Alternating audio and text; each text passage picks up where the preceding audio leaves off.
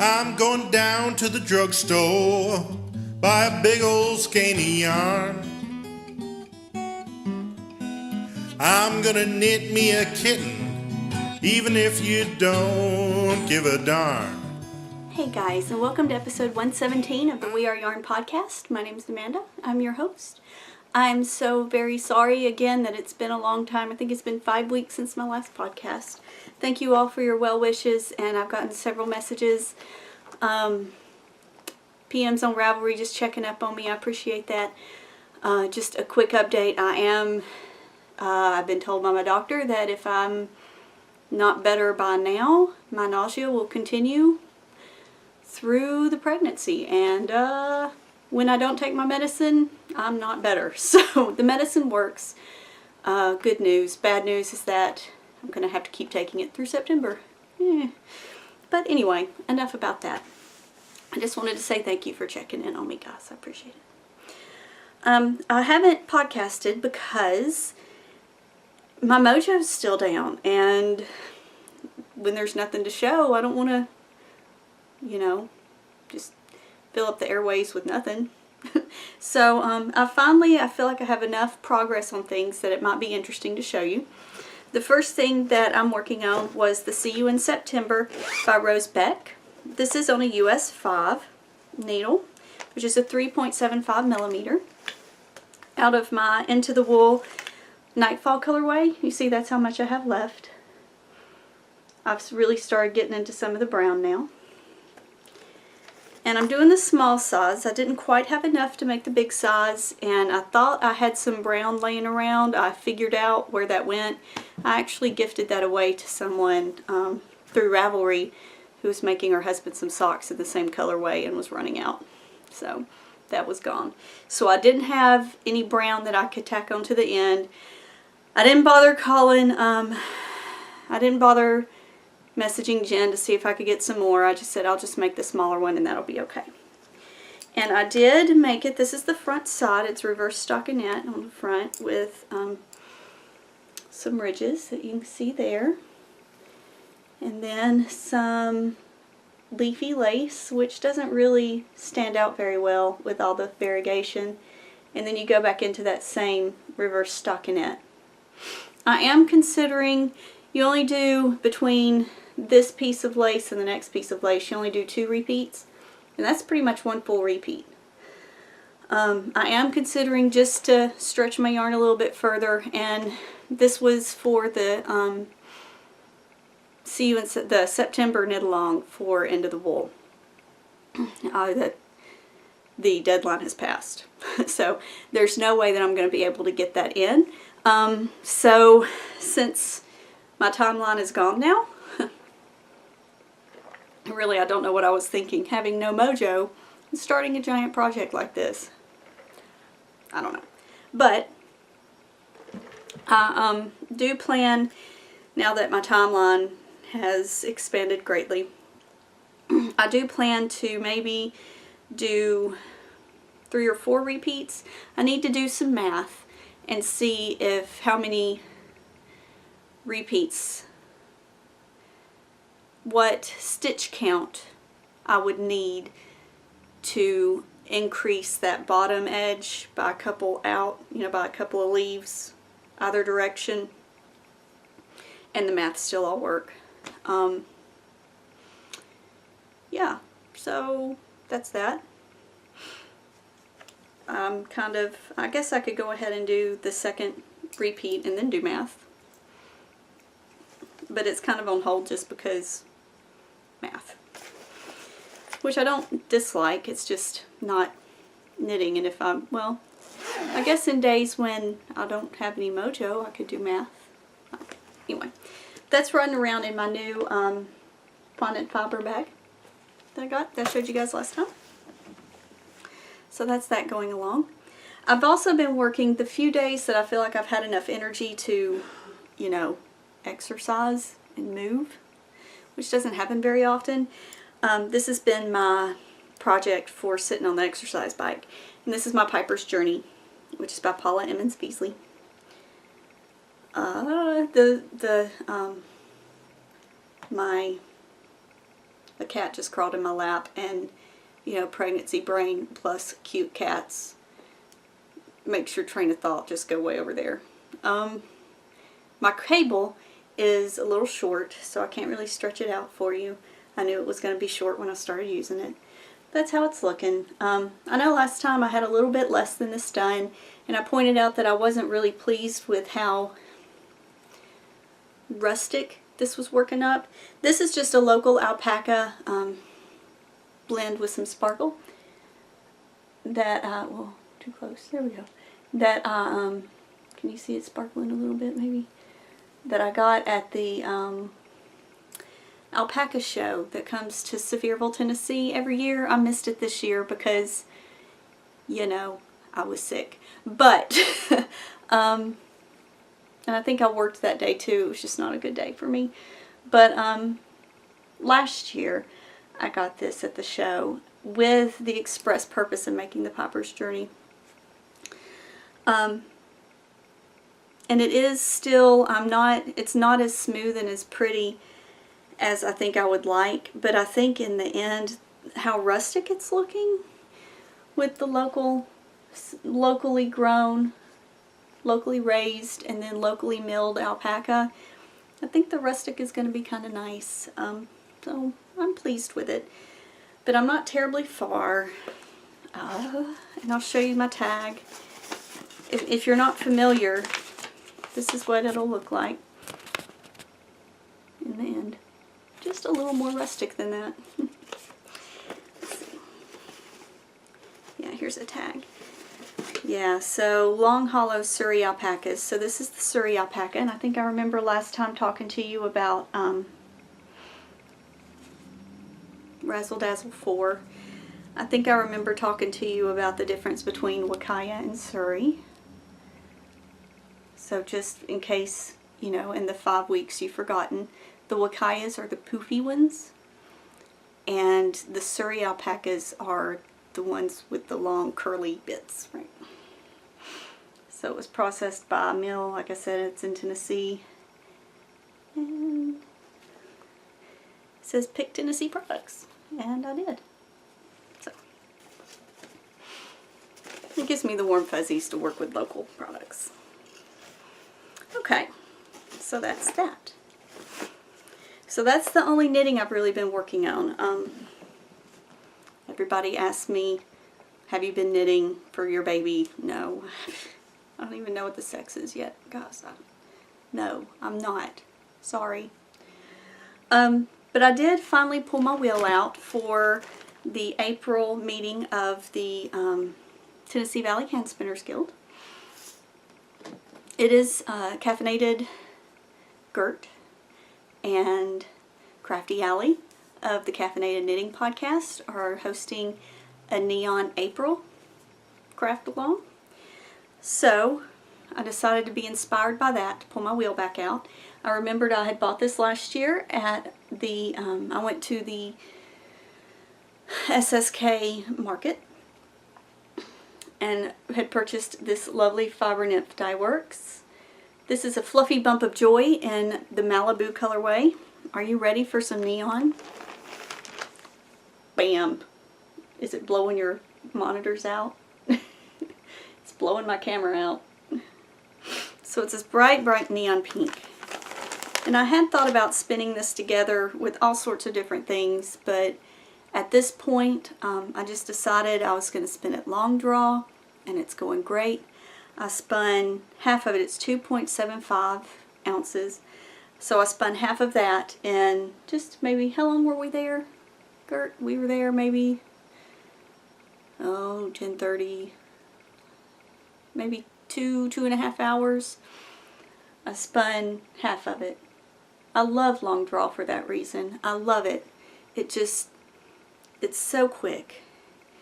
And it's kind of thicker in spots and thinner in spots, but you can see there. I can't see what I'm showing you. Yeah. So it's kind of a thickish, but then see it got a little bit thinner down here. So that's okay. So thickish and thinnish, and you can see, ooh, that's a good thin spot. Show you. much thinner there. So, and I'm okay with that. Again, this is just trying to get myself back into going for my hobbies. I've missed my hobbies, guys.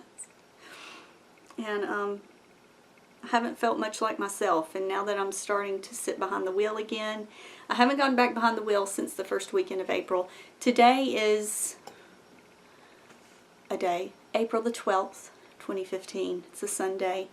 I haven't gotten back behind my wheel since, was it last weekend even? It was last weekend. I haven't sat back down, but that's okay. That's okay. My husband's birthday is tomorrow, and he is a model airplane enthusiast. He really likes the RC planes. And it has expanded into just planes in general. So we are headed for his birthday to Fort Walton Beach, Florida, and we will be visiting the Eglin Air Force Base Armaments Museum, which has an SR-71 Blackbird, which I hear is really cool. My mom and I went there in September when we went on our girls' trip to the beach, and I've seen it already, and I was like, that's a big black plane. It's big, it's black. Big black plane. And Paul was very disappointed that I did not appreciate it the way I should. But he really wants to go see it and some other things that I got to see in September. So we're going to go do that. And I'm planning on, we did get a beachfront hotel, because if you're going to the beach, you're going to be able to sit on your balcony and look at the waves, right? So I'm going to pack my wheel and hopefully get some time to sit on the balcony at the beach and look at the waves while I spin. So that's what I've been working on. I have, even though I don't have any mojo to actually sit down and knit or spin or crochet, a lot of things have really been inspiring me lately. Now, before I even got my own news, I had planned to make a hat for my sister-in-law for her birthday at the end of May.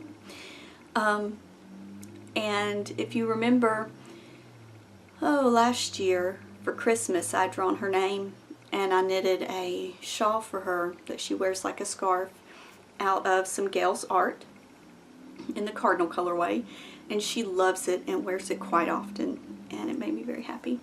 One day we were going out to eat as a family, and she was wearing her scarf, and I was wearing my drizzle hat by Melski that I had knit out of some Madtosh Sport, I think. And my sister-in-law was very taken by it, and I said, why don't I knit one to match your scarf for your birthday? And she was super excited. So once my mojo started coming back and I started getting back on Ravelry and things again, once I started making myself be interested in my hobbies again, I messaged Gail of Gail's Art and asked her if she had any cardinal or if she could dye some up, and she said absolutely she could. What base did I want it on, etc. And I said, well, you know, I'm going to be knitting a hat that calls for sport weight, and I'd really rather not hold to fingering held double. So, and I know she doesn't have a sport weight in her shop, so I assume she doesn't stock sport weight. So I said, if you have a DK weight you could do the cardinal on, that'd be awesome. She said, well, believe it or not, I already have some dyed up, I just never managed to actually list it in the shop. I said, I'll take it. So within a week I had this lovely skein of cardinal on Gail's DK base. She calls it her Superstar DK. Superstar. Here's Gail's Art. So she's on Etsy, and she does have a Ravelry group. She is such a lovely person and makes very lovely yarn. So I'm really excited about that. I'm planning on, after I get done talking to you, I will ball this up and go ahead and have it ready to go. I'm going to try to make this my car knitting. I really would like to get it done so that that obligation knitting is out of the way. Also, I received in the mail, I'm kind of letting my magazine subscriptions expire because I love looking at them, but I don't really look at them the way I used to, even before the Mojo disappeared with the whole carrying another soul in my body thing. I'll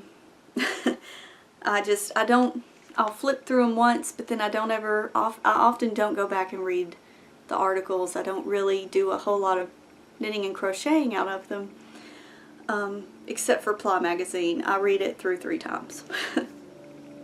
And I didn't write down that I showed this to you, but I got inspired by this article that was in the Interweave Crochet Spring 2015. Not article, the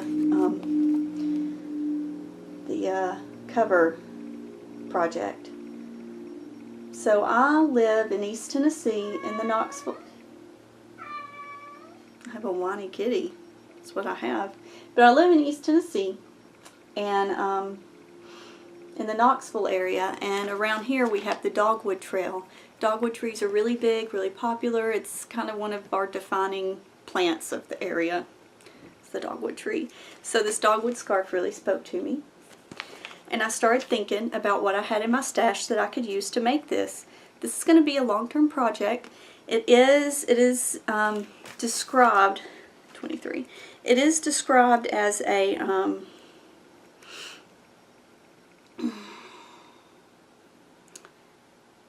the crochet charm lace technique, and it's sort of, when I was looking at the directions for it, I was thinking Irish lace crochet type deal, and here's another view of it. So you see the colors there. You see the pink, obviously, of the flowers, that bright green that is also on the dogwood flowers, the darker green of the leaves, and brown of the branches. So this is the best pink I have, because I would really like to use what I have. And honestly, this is in, they call for Macintosh Vintage, which is a worsted. It's totally possible, now that I'm looking at this, that I could use my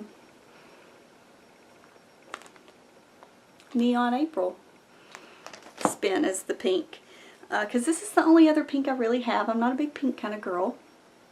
I have some with sparkle in it, but I don't want to put, I guess I could have the occasional flower have sparkle. Like dew in the morning, because let me tell you, we do still have the dew in the morning right now on our dogwood trees. So maybe I'll do that instead. I would get up and grab it and show it to you, but it's way over there in the closet. Quit fighting, cats.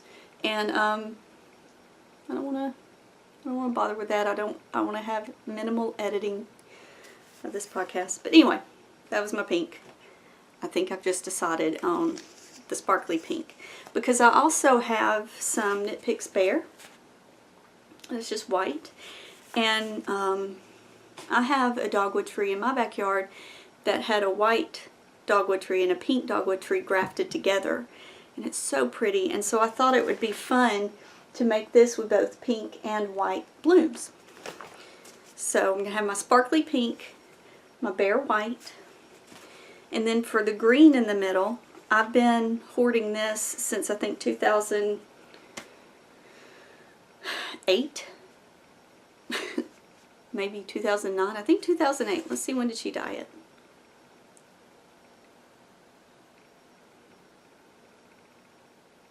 (2010) is when she dyed it. So I've been hoarding this since then, 2010. This is Space Cadet, which I'm sure you've heard of. Space Cadet Creations. This is in the freshly cut grass. Thought it would be lovely for the center of those flowers. For the leaves, that was that kind of darker green. This is the camo colorway from Fiber Charmer that I've been hoarding for several years as well. This is on her base that has bamboo rayon in it. It'll be nice and shiny. Good. And then for the brown of the leaves, or of the branches, you see they use a really dark brown. But I unfortunately do not have a very dark brown. What I do have is Cinnamon Bun from Happy Go Lucky. And that's a pretty nice brown. I think that'll do just fine. That'll serve to be branches. You'll get it. People will understand. So I already have on hand everything I would need to make this. And that makes me really happy. So I plan on doing that. Like I said, it's going to be a very long-term project. They do walk you through, though, how to lay it out. There's a big discussion on how to use maybe a piece of felt or something to attach it to, so that when you go to join all your pieces, it's easier. Here's another close-up of it. But yeah, I'm pretty excited. And they say you can join them together any way you want, but they do give you a suggested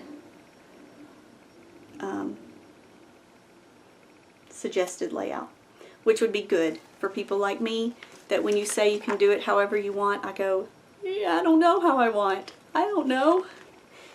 So I'll probably start with a suggestion, and as I get comfortable with it and see how it plays, maybe I will go off on my own. And then finally, as I was going back through, since I had been absent from Ravelry for so long, all of my friends, all of you guys that have friended me and I've friended back, you guys have been busy. And there were quite a few shawls that I would click through, be like, man, that is so pretty, that is totally me. And I would click it and click through, and guess what? It would be out of this book. And I made a comment to Gert that I was wondering if I could put a knitting book on my baby registry. And she went ahead and so graciously gifted it to me. It's this Curls book. I'm sure you've heard all about it. Hunter Hammersen. And this is the one that kept catching my eye. The Cassius. There it is. It's so pretty. And I don't even think this picture does it justice, because of the way the stitch pattern in it, just the variegateds look beautiful in it. I love that one. Really, I love them all. I'm just going to pick out the couple that really stood out to me and show you. The Argent, I really love that with its kind of open work there. So pretty.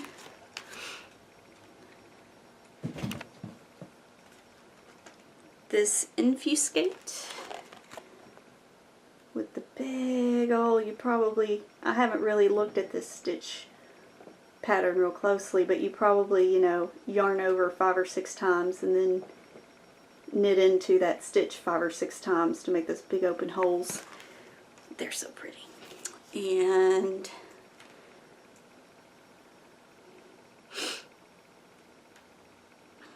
the Watch It is a real pretty pattern. And so the beauty about this book is it can be worked in any weight yarn with any amount of yarn. You just work until you run out, or until it's as big as you want it to be. And then the one on the cover is called the Filament, and it's really beautiful as well. Now, the lacier ones really do look better in solids. Oh, the Icterine too. They're all just so awesome. I love those big old giant cables. That'd be really wonderful for the fall. So, you can see I am just smitten with this book. I'm so thrilled to have it. The 2 yarns in my stash that stood out to me immediately, though, upon receiving this book were Gail's Art Again. I got this at SSK last year as well at the market. This is the copper colorway in her MYS Superwash Merino Yak and Silk. And see how pretty that is. And that color, it's been in for several seasons. I don't see how it would go out this fall either. Beautiful, beautiful, beautiful copper. Almost, yeah, just so pretty.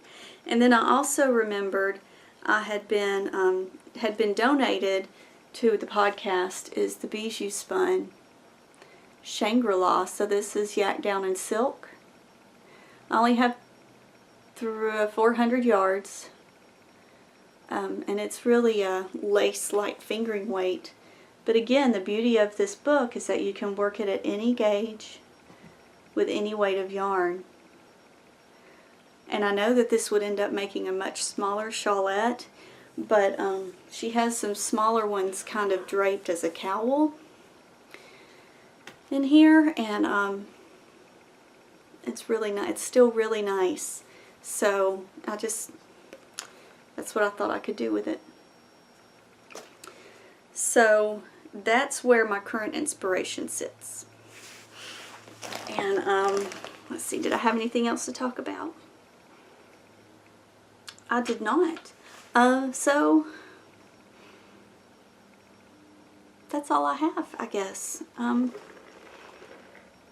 guess one more thing I thought today while I was pulling these out of the stash to show you, I ran across some of my other so beautiful fingering weight